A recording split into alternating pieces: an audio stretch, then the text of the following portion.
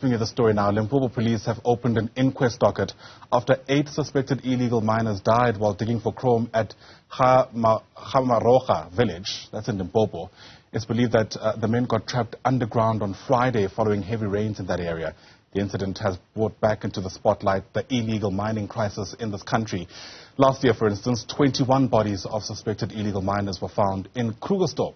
Let's unpack this for you now. Bring in the chair of the Portfolio Committee on Mineral Resources and Energy. That's Sahlulele Luzipo, who joins us via our video link this morning. Great to have you on the program, sir. Thanks very much indeed for making time. Fresh into 2023, and already we're reminded of some of these long-standing issues in South Africa.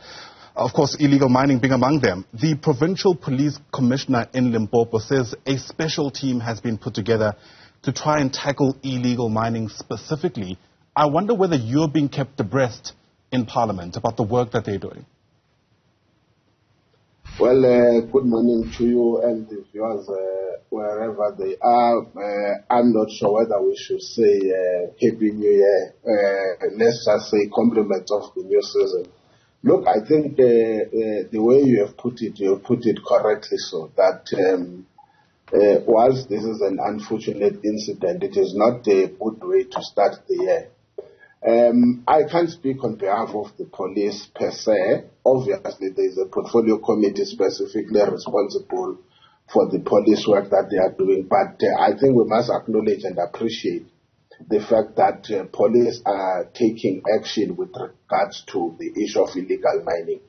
One of the things, if you'll remember, when we were doing an oversight with the 3 portfolio committees, police, Home Affairs, as well as Mineral Resources and Energy, we did identify the problem specifically and particularly in areas like Burgersfort and Stersport, as well as in the northwest area, particularly around the Rustenburg up to Sun City. That part of the problem that we are having there is the extent of illegal mining that is taking place, that can be seen, and it's going to create a legacy problem in the same way we have with regards to derelict and ownerless mines, because once you have got illegal mining activities that are taking place, in particular in that magnitude, it actually means in future we are creating another problem where we will have people who don't own the consequences of illegal mining and the degradation that is taking place both above and beneath the soil. And therefore, we think that the intervention of the police is necessary, but we need to find proactive measures that can counteract such activities of illegal mining.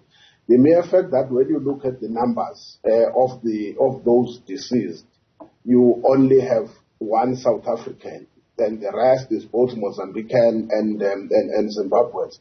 It actually means the problem of illegal mining in this country stretches beyond our own borders. Yeah. It becomes a matter that must be attended by the SADC region, and we hope that government will begin to engage with their own counterparts within the SADC region to find a lasting solution on such matters. Sure.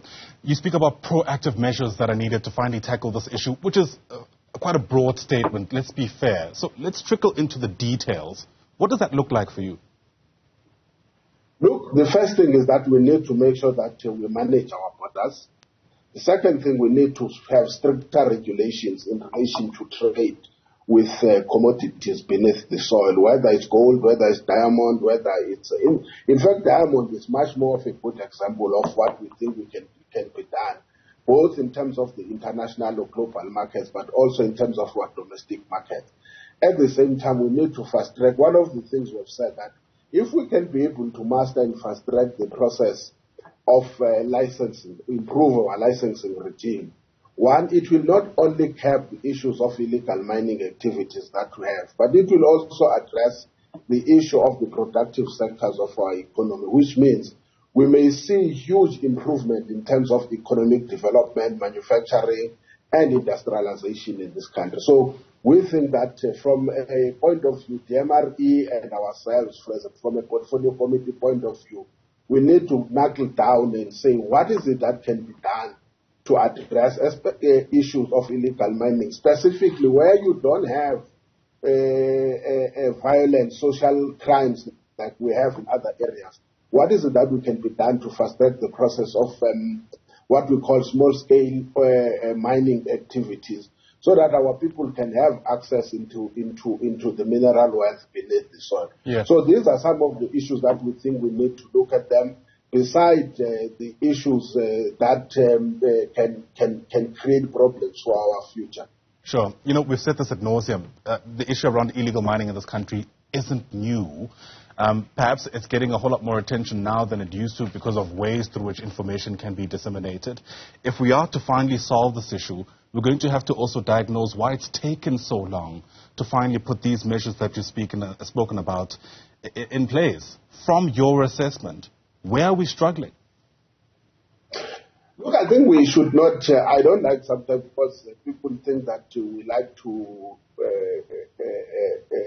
put things as if we are blaming the past. But let's accept the reality that we've got a historical past where the majority of our people never had access to the mineral wealth beneath the soil and other forms of trading for self, but also for the country's benefit.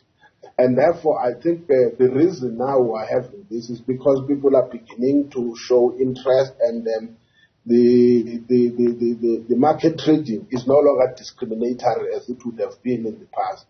And therefore, the rush is there. The second thing, I think we must also acknowledge that you didn't have such rules or laws that were regulating the mining activities. Hence, now we are beginning to see that with the interventions that we have post-1994, especially around 2004 to 2006, with the introduction of the MPRDA, you are beginning now to see that the regulations themselves are beginning to ensure that both the mining communities and the mining towns must get protected, but at the same time, we must is beginning to bring in those who are historically disadvantaged, who never have access to the mineral resources beneath the soil. And I think that is one of the things now we are beginning to see a major focus in improving the mining activities in our country, sure, but also in ensuring that we have such activities that are non-regulated. Yeah, you speak about laws that were introduced around 2006. People who are watching this story quite closely will tell you that things have worsened in the past decade, actually, post when these laws were introduced, which again begs the question, or forces us to ask the question, where do we seem to be struggling when it comes to clamping down on this issue? Especially because part of what we now understand is that there are entire, if you like, networks, entire economies are taking place underground, literally, where we're told that the kind of capacity when it comes to the guns that some of these illegal miners have really are nothing compared to what police have nothing compared to what these guns or these people with these guns have underground. Look, like I initially said, that maybe police, they can speak for themselves, but I can't lie and say it's not a sector where I am in. I'm not sure whether we are sharing the same view. I think the situation is something that is being dealt with. Hence, like you have said, in terms of information sharing, people are beginning to be aware of the activities that are taking place. Two things I think we must address. The first issue is that generally, we have seen a very much a rise in terms of criminal activities, regardless of where they are taking place. It is something that is there. Secondly, I think we should talk two things again on this matter. Whether do we say there is not enough regulation that is taking place, which I will disagree, or do we say that we need more capacity to deal with those issues? I wouldn't think that you can deal with the issue of illegal mining by getting one-size-fits-all solution. For an example, the issue of enforcement of compliance, which, amongst other things, will require law enforcement agencies like the police, is a different matter. We should not take away the issue that says, how do we grow our economy through increasing participation of our people in terms of your small-scale mining or what we call artisanal mining? I can't agree you more with the fact that, when you look at the caliber of ammunition that these people have, most definitely, capacity-wise, our police will be found second to SAC. These people are carrying high caliber material, even AK-47. They are carrying explosive. In fact, we are being informed that some of them in these areas where you've got what I call social crimes through illegal mining, some of them they are ex-soldiers from within our neighboring countries. So it actually means we have to deal with that issue separately on how law enforcement with regards to the issues of social crimes is concerned.